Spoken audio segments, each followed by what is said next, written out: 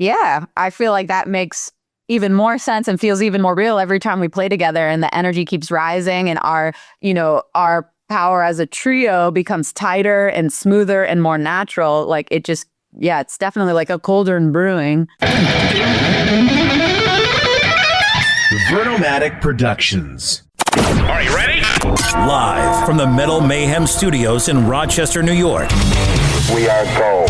We are gold. And heard around the world by metalheads just like you. This is Metal Mayhem ROC. Heavy metal music. Your weekly dose of metal music, interviews, album reviews, news, and more. Want to be part of the show? Send us a message through our website, metalmayhemroc.com, or hit us up on Facebook and Twitter. Search Metal Mayhem ROC. It's getting nice and heavy. Now, welcome our hosts, John the Vernomatic Verno, and direct from New Jersey, Metal Walt.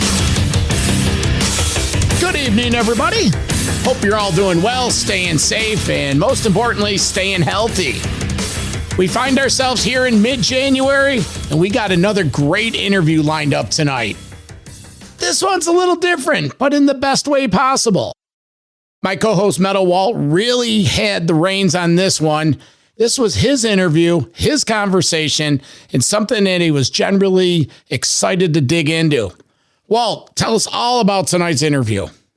John, before we get into this interview, I want to set a little context as to why this one mattered for me. I think you know this, but Wino, in my opinion, is one of the most underrated guitarists in doom and stoner rock. But, this conversation is meant to promote the new band called Ritual Arcana, singer and bassist and life partner SharLee's vision. That's what makes this so interesting. We hear them talk about what it's like for him to simply just play guitar again instead of being front and center in the mic. And, sort of unlike our last interview, which was focused on the new release from The Obsessed, the banter between the two of them is revealing. It's honest. It's a cool one. And that's exactly why this conversation stood out to me. There's definitely real chemistry here. Here's that conversation. Guys, Happy New Year. How are you? Happy New Year. Happy New Year. We're well. We're doing good. Yeah, hey, Wino, for you first, you had a really busy 2025. You were over in Europe and the UK with The Obsessed. You obviously were working on this Ritual album, but you also put out your own solo album, Create or Die. Yeah. So maybe take us through 2025. What were some of your highlights? Okay, well, we go through the highlights. I mean, basically, we got a new drummer. We got Bob Pantella, plays in Atomic Bitchwax, and because our original drummer stepped away, so we got Bob, and man, that was we went to Europe for a month, and it was just so much fun. Like I can truly say it was fun. We did good, but it was fun, and that's the most important thing, and it's Bob kind of he breathed some life into, he breathed some new life into some of the stuff. So I was really enjoying playing every night, and then of course I had already finished Create or Die, my fourth solo record, and did that with Frank Mershon. That came out I got that when we came back, right? Came out in October. Yeah, and I had copies, I just have copies right now. So, I thought, with a solo record like that, or an acoustic record, I'm never really sure how it's going to be received, but it was well received, and I'm happy about that, I think, Wino, you've had such an amazing body of work for the last 40 years or whatever, and there's so much material out there on you and so many projects and bands, but you have, you have a signature sound, but when you go into some of your solo stuff, it's a little bit different, but it doesn't go that far off base, So I think most fans and listeners that love you are going to go to it anyway, right? Because it's, you kind of know what you're going to get. I mean, it wasn't initially going to be mainly acoustic, but as I fleshed out the songs, I was like, man, I could really hear the drums on that, or I could really hear some electric on there. So I just decided hey, I'm not going to make it, an acoustic record, an electric record. I'm just going to make it more solo record. So big. Yeah, and I think some of the songs are were new, but a lot of the songs were ideas I've had for a long time that, for one reason or another, didn't make it, on an Obsessed record or whatever it might be. I got a really, I finally got a really nice acoustic too, and that helps a lot because, right on that and stuff. Yeah, it was a great year. It really was. Yeah, it's, and I love the title of that, Create or Die. I mean, I think it goes so much into who you guys are as artists, and we'll get into a little bit of that later, but I think it's like what, a common question for somebody like me that has to ask you who've been around for so long to say is, how do you get inspired? And I think that answers the question, right? You got to create, because if you don't, that's it, right? We do other types of art too, but I have my moments where, you have moments where I feel like, creatively dried up, sometimes, everybody has those kind of things, but I'm kind of like the glass is half full kind of guy. Like I do really just try to look towards it, Yeah, and that's when you can switch mediums if you're like burned out trying to finish a song and it's getting frustrating, then like I've been told that I'm like paint for a sec.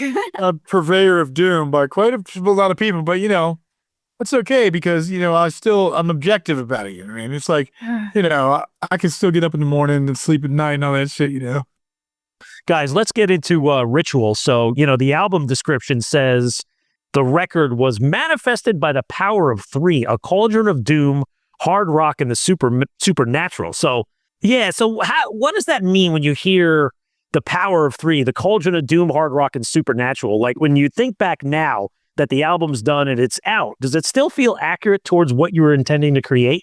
Totally. I mean, the power of three is because we're a three-piece and it was, a collaborative effort between the three of us. So that's kind of what that means. And then, yeah, I feel like that makes even more sense and feels even more real every time we play together, and the energy keeps rising, and our power as a trio becomes tighter and smoother and more natural. Like it's definitely like a cauldron brewing. There's definitely a circle of energy with Ritual, There's only three of us, but there's a circle of energy that goes, I can't really imagine anybody else being in either spot, you know what I mean? Because, yeah, it's just the recipe for this specific band. And, I'm sure any musician has felt this feeling too, where it's like, you're also in the zone that you're not even you anymore. You're just kind of like teleported and the music's playing through you. And like, that's the magic of it. So that's like really kind of what we aim for when we play, and it happens. So that's like something to be grateful for more than anything, that you got to get to that spot, But I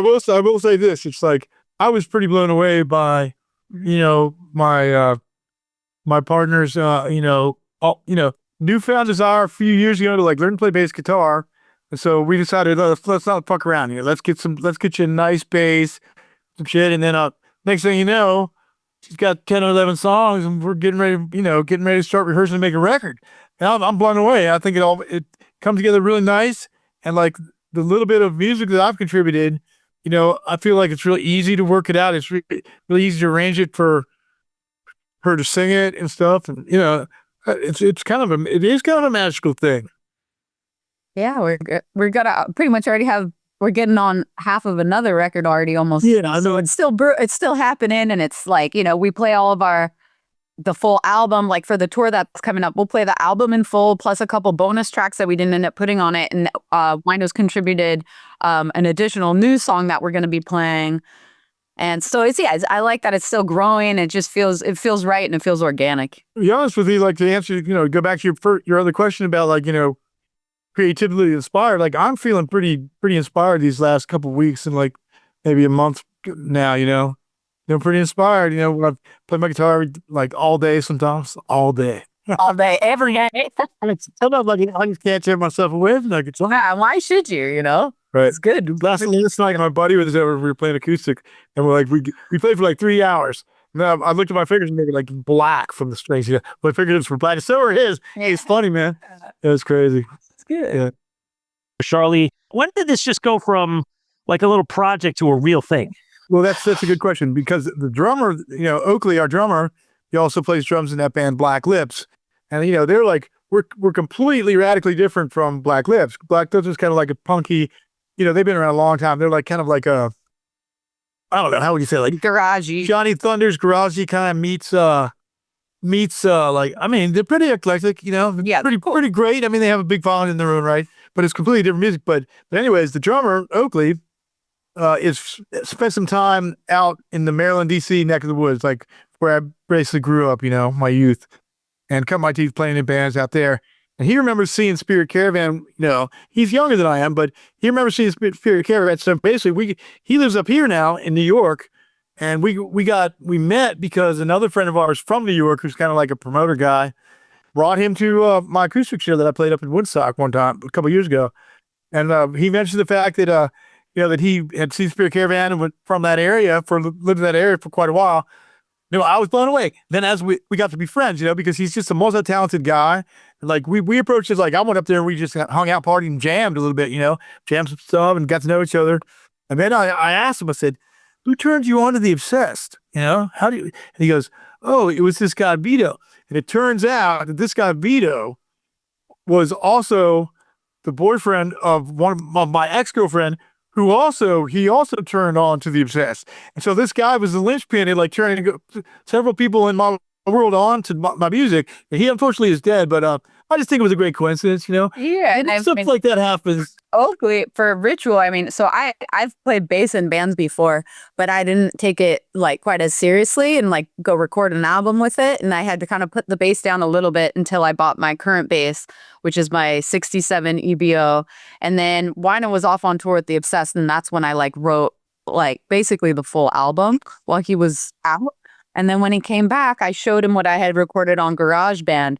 And, we started to work together on it. He agreed to be the guitar player. He laid down his guitar parts. He helped me, with finessing the songs. And then him and Oakley, like he was saying, had already been jamming here and there. And I kind of invited myself in and started playing bass. And I showed Oakley. Well, yeah, I thought, I knew Oakley, if Oakley wanted to do it, I knew that he'd be perfect for the job because he's totally unpretentious, he's not really. He's a great dude. He's just a good. And he's he just wants to play all the time. And I had tried out, I jammed with a couple other drummers and it wasn't really right. Like just solo I did. And then when me and Oakley played together, it snapped. It clicked. The place for sure. Yeah. We already have had, we got a bunch, we've known each other we've known Oakley for what, how long now? Like, it's been a few years. A couple of years. And okay. So like, it's if you're still friends and still like way into it after a couple of years, I think it's going to last. Yeah, you get the vibe going. But he also is multi-instrumentalist. Like, I would like to see us branch out to the point where, where Oakley can, he's a monster piano player. And I don't really like piano. I like the instrument, I guess.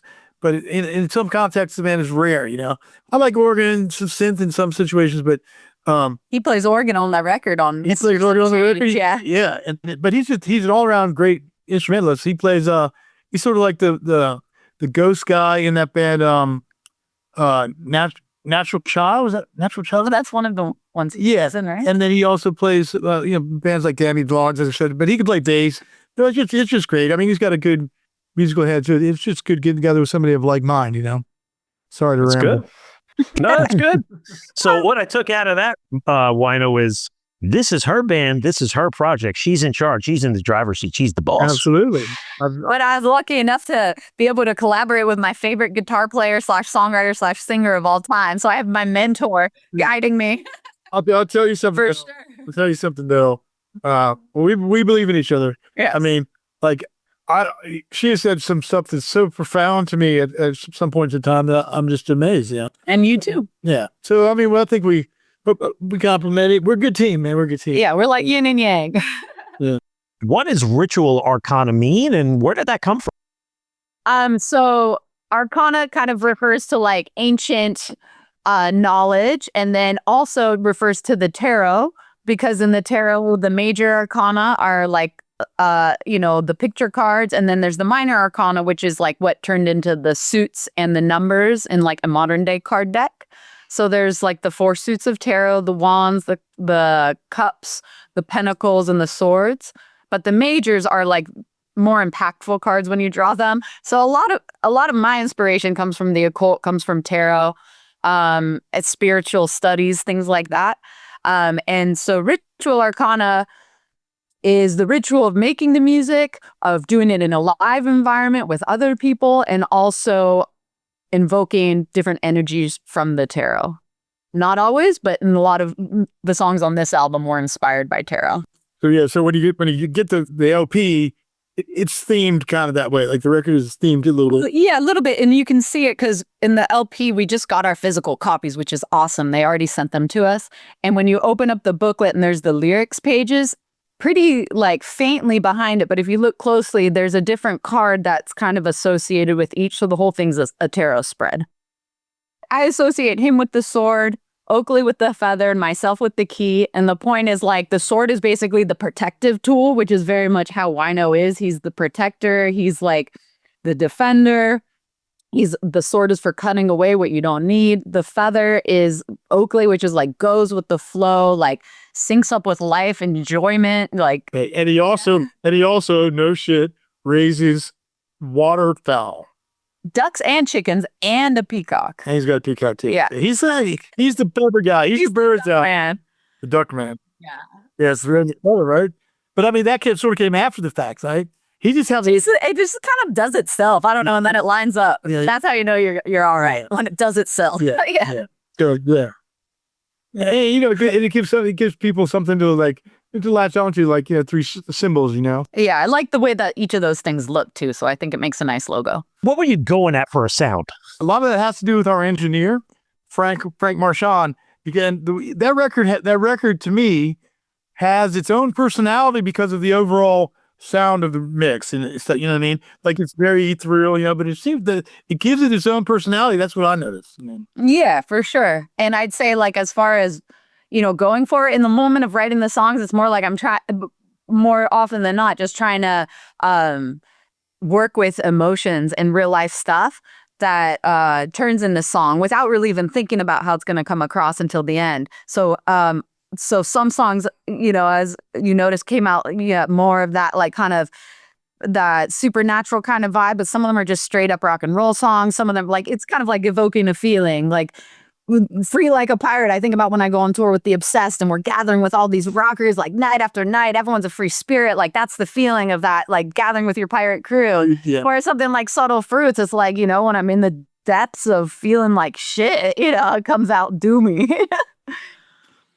But but in the studio, though, you know, the studio is sort of like where we thrive. I mean, you know, my favorite place to be, you know, if not with my family, is in the studio. Yeah, it's awesome. With everything I need: coffee, pot, you know, fresh strings, bunch of batteries, whatever it may take, and then you know, and then somebody's like giving me the dough to do it. I mean, that's my perfect environment right there. I mean, that's my job, and I feel that's where I feel like where I need to be, you know. And it's like, so. And we got to record with Frank, who did the last two Obsessed records and Wino's last two solo records, which was an amazing person to work with. Yeah, we've developed an insane rapport with our engineer, Frank. He also is like a fantastic front of house sound guy. He came out to the Obsessed show when we weren't at Acid Bath. I hired him to run our sound in LA, like 4,000 people. I thought it was a really important show, which it was. So I'm going to get my man out there. You know, they call him the Punisher. So that's so he's sort of like, you know, you got to have a guy like that as the fourth member of the band, basically. You know, he's like, he knows so much about sound. And he looks like Dick Cheney, but I swear to God, he's a fucking metal rocker at heart, man. Yeah. You know? And he knows his way around the studio. But he looks like, you know, he's a great guy. I asked to play bass in The Obsessed way back when because it just seemed logical, even though, you know, he didn't really have the look, but, you know, that wasn't really important, man. But, of course, he declined. Nah, he's awesome. He's awesome. Yeah. How does it feel for you to step away from the microphone? Because most fans, you're a guitar player, you write the songs and you sing, but very rarely do you not see you front and center in the microphone. I know. How do you feel about I'm this? enjoying it, man. I'm enjoying it. I mean, I'm enjoying it. I can, like, concentrate on what I'm doing. You know, Get facier with your pedal. Yeah, you know, the Red's kind of spacey. I mean, it's kind of challenging. It has some kind of challenging music too, because SharLee wasn't, you know, born and raised on Sabbath and jamming like blues and stuff like I was, you know. Raised on. Well, listening to it, but not playing it. You know what I mean? Not playing it. It's like, you know, so she doesn't write or phrase like, you know, traditionally, you know, to some extent. You know, like everybody, in my experience, is like everybody that I've worked with in bands, everybody has a little bit of a different quirk about writing. Like Scott Kelly, for instance, like, I swear the last Reinbutter song, I would just watch Dale because I could not count what he was counting. Like, you know, sometimes like, you know, people, you know, you're just like, how are you counting that? Because and it's a challenge. It's really, it's cool. Yeah. Yeah, and because we're a three-piece, Wino's in charge of rhythm and lead guitar at the same time. Yeah, it's definitely challenging. I mean, and not singing, not having that, is something that I'm enjoying it. I'm enjoying it really. I mean, I didn't sing that much in Tri-Builder, so it's nice to be able to move around a little bit. I can get some interaction with Oakley. If something's going haywire at the sound, I'm not locked in the mic. I can tell somebody, hey, do something about it, whatever it might be. Yeah, I'm enjoying it. But we're still new, man. It's still a new thing. Like, it's a new experience to get up on stage with Ritual Arcana. Yeah, it'll be our third show. It'll be our third show coming up. In a week or whatever. Yeah. That's real new. That's real. And you know what? Maybe this is feedback for you guys as a listener. And I'm being honest here and objective. It's very, very cool because being a lifelong Wino fan, of course you get everything I'm used to with you that I love, right? And every time you get a new product out of you, it's like, oh, fuck yeah, man. Just good Wino crunching and just what you love. But then the other side of your brain goes over to this female vocalist and the different singing styles on the songs. And it's almost like you're getting this double package in one.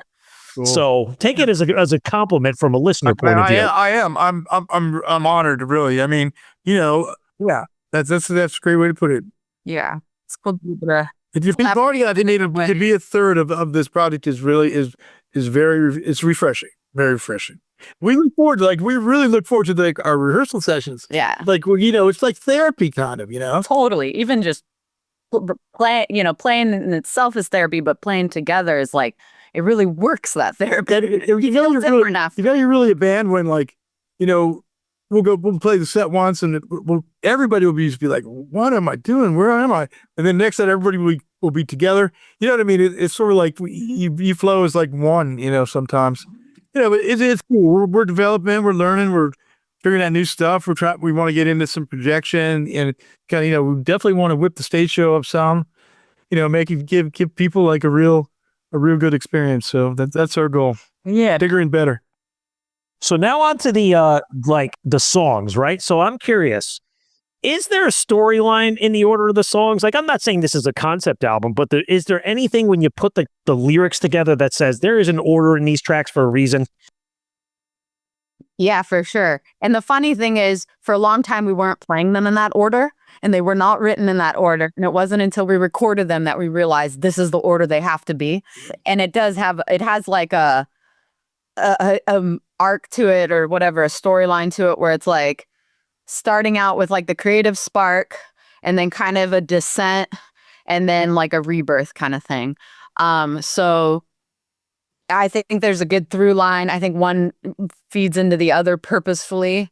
Subtle fruits kind of being the death, going to the judgment, which is like coming back to life, and then wake the goddess is like the full invocation. But at the beginning, it's creative spark and then kind of a descent down. Right. Some of my favorites, I would say, would be Road Burnt and Feel Like a Pirate and Judgment. If I had to pick those 3 and 4, I would say those are my favorites. Two are like straight up rock and roll, more like traveling, good time songs. And then, Judgment is the one that's like, coming out of your grave. I love it. I love it. That's cool. That's cool. The words I used was, in your vocal delivery, there's swagger and cockiness in the presentation of the lyrics.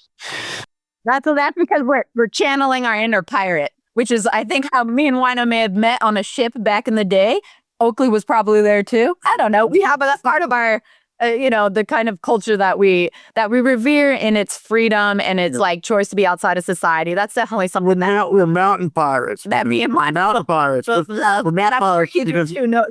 Testing by your music taste. That's what brings us together. We don't want to be part of society. Yeah. You alluded at the top of the hour, you got, you're going to fill your set list up with the album. You got a couple new songs.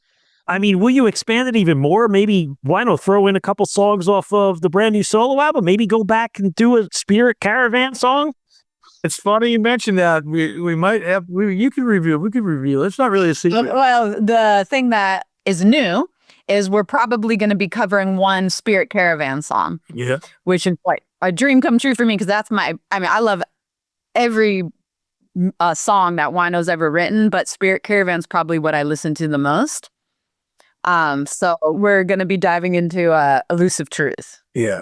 We're we're gonna attempt to cover that. We don't know she's gonna sing it, Yeah. or maybe I'm gonna sing it with her. Anyway, I'd love to every now and then do some vocals together. So we'll see. We'll see. That's just something that's new.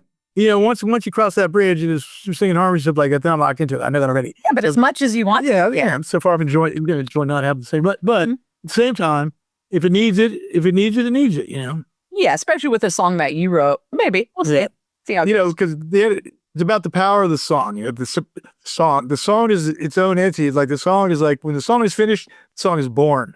You know, and it's like you might not even need a lead. You know, you never know. I don't even need vocals. I know that was a little off track there. I just want to throw that in there. True. If it was up to fans like us, we'd have you up there for 3 hours, right? I'm writing songs down. I'm like, all right, well, they'll do an hour of the new stuff, and they'll do another hour of all this other stuff, and then they could do 25 more minutes of covers, right? We wish we could do that for people like right now, but we're working up to it. I mean, we got 2 extra bonus songs we play in the set that are not on the record, and then we got the 1 new one. We got 3 new songs already, basically. Yeah. People haven't heard. Two big old songs that didn't make the record, but we'll, call them new or whatever. Yeah, they're still pretty. Then, and then the new song, the new Ritual Arcana song is a song that I wrote for a really good musician, a friend of mine who was deceased recently, and that came along. Finding out about his death came along with another paranormal experience, but the song is called "The Blasted Tower," which is another tarot reference. You know, if you pull the Blasted Tower, then there's going to be some radical change happening. It might not be all be good. Might feel like upheaval. Like, okay, so I'd say like one of the most problematic shows that I've had in like maybe even in my career, but in the top 3 disasters for sure was like the show that we played really recently in Portugal, The Obsessed. In Portugal, like, okay, our booking agent, he dropped the ball, I'm like, I'm not really sure what happened. He forgot to book a certain flights, whatever. So we ended up having to do this crazy drive and do a total all-nighter flight to fly from Belgium to Portugal, right? Wake up there, you play the same day. No drugs, you know what I mean? You played the same day, and we had to do an overnight right after the show. Okay. Yeah. So this is what happened. So to do this show in Portugal, like, I'm looking forward to it, man. I've heard some big great things. I've been to Portugal twice, like on the coast, a beautiful place, but I keep drawing the tower, man. I keep pulling the tower. Like, we draw tarot cards every day. They're sort of like, because for sure the cards don't lie. They do not lie. And it might not be an immediate thing, but in my opinion, we both agree they don't lie. So I kept, no matter what I did, I was pulling the tower. Like I was double pulling just because I pulled the tower the first time, what is it, And so we get there and it's just us, like we had to be stripped down for costs or whatever. So it was just the band, no tech, no manager guy to help us or negotiate. So it was pretty smooth. We got there, it was pretty smooth. Then we get there and we'll get there early. And so I'm going up to check out the gear that they're supposed to have for me to use. Obviously, it's kind of a festival. So they provide the amps and shit. You request what you want and then cross your fingers whether you get what you want or not, because you need what you ask for, And so we get there and they're like, well, we don't have a Marshall cabinet for you. And, well, why not? We're pretty, we're pretty much co-headline. They're like, oh no, well, Matt Pike is using it and we can't ask him to take it out of his stack. I was like, well, so that means that you don't have a cabinet for me to use. They had this ragged out PV cabinet, right? Now I like PV, don't get me wrong. Mississippi Marshall PV's great, but this particular cabinet wasn't great and it was pretty ragged out. So I was like, wow, they didn't have what I needed to get my sound. And so then I also use Marshalls when I'm on the road over there. I use like JCM 800s because it's hard to find anything anything too crazy that I would use, like a Sun Model T or something like that. So I can get a sound of these 800s. So there's 2 800s there. So I said, oh man, I put one on top of this PV, and it just sounded like shit, man. And so then, but I was going to go with it. Then right before we take the stage, I'm like, maybe the one they got me as a backup sounds better. Without hearing it, I put the backup there thinking it's got to sound better than this sample. Well, it sounded worse. So we get up there, we got this, I couldn't get my sound terrible. So the first thing that happens is I break a string. Boom. It's that kind of energy. Okay, so all this disastrous befell us. We basically train wrecked, our shit. And finally, I was just like, because the monitor dudes could not understand. There was communication was at an all-time low because they were speaking, what do they speak? They were speaking Portuguese. Yeah, Portuguese. Right. they didn't understand us. We didn't understand them. And this is one of those countries where everybody speaks English real good. Not at all. So like, we couldn't communicate the sound thing at all. They had looked like they had some dude who was green doing it too. They were coaching them, the other guys. And man, it was just, everything was just, it was a complete disaster, right? I felt like shit, you know, when that happens to me, like with situations like that, as being an artist, you know, I just retreated to this dressing room. There was like this, you know, mobile dressing room in the back. And we just started drinking beer till I was blue in the face, man. I didn't even want to talk to anybody. I just wanted to drink beer till we were time to get the fuck out, you know? You know what I mean? You know, I was really disheartened. So, okay. So at the very end of the night, like, some other friends showed up and they'd had a friend who had, you know, recently deceased. And I was like, wow, I was feeling pretty sad. This pretty cool guy that died, you know? And, but anyways, I just wanted to get away from everybody. So I had to pee real bad. So I walked into the darkness behind this like mobile dressing room thing. And, I just felt like, I really seriously felt like, I just felt like just keep walking, you know, like fucking walking the festival, walk to the sea, man, into the sea. That's how bad I felt. But then I was like, fuck it, I'm kind of drunk pissing, you know? So all of a sudden I see these fucking lights, right? I see these weird lights. It's pitch black. And like, it's like a festival site with a stage. And then there's like, it's really nice. There's like a kind of soccer field, of course, you know, right next there. And there's like a tiny little stream. And the sea was, you could smell the salt air, you know? Yeah. So I was just kind of like, okay, you know, I was kind of still a magical place. And all of a sudden I see these fucking lights. And they were red and green and they were like horizontal and they were flashing. And I was like, that's a really weird place for a fucking stoplight, you know, for a street light. And I didn't notice that before, but I didn't know there's a road over there, you know? So the more that I'm looking at it, kind of like, what the fuck am I looking at? All of a sudden, it comes right at me, like, to the point where it's like, I was kind of like, you know? And then it blinked a couple times and then he just shot off sideways, low, behind a head push and was gone. Okay? And so I'm pretty fucked up. I'm totally disheartened, but I come out, I'm trying to tell everybody, God damn, I just saw some kind of strange UFO. And nobody's listening to me. You know, I was just like, fuck it. I just like, you know, I just had this incredible experience. Okay. So then we get in the van, you know, and we're driving back and it's like dour hour. Like, you know, that uncomfortableness in the van where everybody had a bad night. Everybody was pissed off and tired, you know, one of those nights. And so, you know, you don't dwell on those nights. They happen, but you don't. But anyways, this night, right as we're sitting in this uncomfortable silence, like, you know, our bass player turns around with his phone and just puts it in my face. And it's like one of my best and oldest friends. It was his death notice, you know, it was like a post, you know, and all of a sudden I realized, wow, that was him saying goodbye. I felt it. I knew it, you know. There was nothing else it could be. I mean, it might have been a weird alien, coincidental. I knew it was him. I felt it after I died. So that was really intense, man. And then like, you know, it was a really intense. And so here we go. Back to full circle. So the new song is dedicated to him. And it's like a really old riff that I had a long time ago that him and his band used to cover. And so I thought it'd be, when I thought about it, I thought it'd be a great way to send him just like, you know, the accolades or whatever you want to call it that he deserves, you know, musically. Yeah. And it's a great song. And because it was so personal, you know, Wino wrote the lyrics, but then he gives me freedom also to like meld them in a way that like feels natural to me and that it works for me singing. And so now I feel like the version we have cooked up is really awesome. Came out really great. I mean, you know, we played it a couple times and you know, I heard it. I heard how it needed to be like, when we're singing. And so we decided to just axe a couple words, change up around real nice. And then now we got a really beautiful song for Dale. Yeah. They wrote. So talk about some of the dates you got coming up in January. What's the plan to hit the road? And are you going to see this out through other parts of the country? Are you going to take it overseas? Wino, what are you doing with The Obsessed this year? What's 2026 looking like? Both of our bands, both Ritual and The Obsessed, we're both doing kind of like short little jaunts. Yeah, U.S. East Side. Yeah. First, the album will come out on January 23rd, and then we'll start this little mini tour on January 30th, a week later. And we'll be playing 8 shows. And they're, you know, we're going as far south as Atlanta, Georgia. So it's kind of like the East Coast and down south, like in Ohio. I don't know. It's like we're playing, what are the cities? We're going to be, let's see if I remember, Manchester, New Hampshire, Brooklyn, New York, Philly, Washington, D.C., Raleigh, North Carolina. And then The Obsessed will be going out in March. Hey guys, you know, you mentioned earlier of course, you're life partners too, but you're also creative partners outside of music. You do painting, you do sculptures, you do jewelry. What would be a few things that we'd be shocked to know that you're into outside of music? Shocked to find out that I would be into? I like to square dance. No, just kidding. People would be surprised that you like funk so much. Oh, yeah. Or like he'll put on the channel on Sirius XM The Groove, and like he could move it. Like, I like the Isley Brothers. Yeah, The Isley Brothers.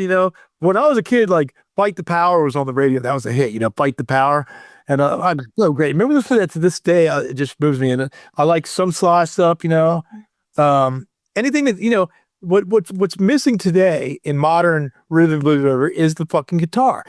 Back in those days, you had it all. You had the real wet synth sounds. You had a screaming guitar. And then you had your great vocalists and your normal, the funk vibe. But I mean, the guitar, man, I'm just a guitar head. Yeah, you are. Yeah. But I mean, hard funk always picks me up, so that might be surprise some people. I don't know. Yeah. I guess for me, I'm like a Leonard Skinner fiend. I have everything up until the plane crash I'm obsessed with. And I don't know, I love yoga, but that might be all. But I don't know. I don't know what people. I mean, I love to count like an open book, really. But we are into some pretty. I'm into some alternative stuff. Like my favorite artist is S. Clay Wilson. It's I don't even know who that is. Oh, he's like I don't even know who that is. It's crazy. Okay. S. Clay Wilson. Okay, Yeah, he was a cartoonist. comics. Okay, he was an underground cartoonist, especially for when you worked with Robert Crumb and Spain Rodriguez and some other folks. When they did Zap. What Zap Comics was, when I was younger, they were already, Zap was already established, like in the mid '60s, and it was like an underground comic books, published, coming out of San Francisco with all these crazy artists, Robert Crumb, but completely like twisted, perverted, X-rated comics. So we thought bikers and fighting, and bikers and like just crazy, depraved shit, And so there's a character that S.K. Wilson does called the Checkered Demon, and the Checkered Demon is like this little mischievous guy demon who basically likes fucking drinking beer and riding motorcycles. Like there's all these local motorcycle gangs that he's drawing these He's big, like Wolfman. big alerts, like the Ursats Angels and like the Screaming Gypsy Bandits are these gangs he's got, right? So the Checkered Demon is like always beating them up, the bikers up, stealing their bikes. He can go from like the pirate ship, I don't know. S. Clay Wilson is a special guy, a special artist, but he's definitely way twisted. Hey, Wino, I remember when we talked 2 years ago, you told me that one of your first experiences ever, it was a game changer for you, was when you saw Black Sabbath. I think it was 1972, 70, 73 in DC.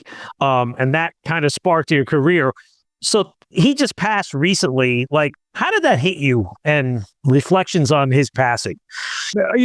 His death hit me hard, of course, but the reality is I had really not been that into, Ozzy's trip for quite a while. I mean, I saw, like, I'm not sure if it was 72. It was in Baltimore Civic Center, and I was thinking it was on my 12th or 13th birthday. 72, something. I guess around 70. Well, you got to think of it like this. We already had Volume 4. So Volume 4 was already, so that's we already had Volume 4 when, I think, I'm pretty sure that we already had Volume 4. So I know for a fact it was like in between Master Reality and Volume 4 when I saw him. But anyways, The perfect time. But anyways, it was so amazing because I could remember what Ozzy was wearing, And so recently I was able to go online and find pictures from that tour.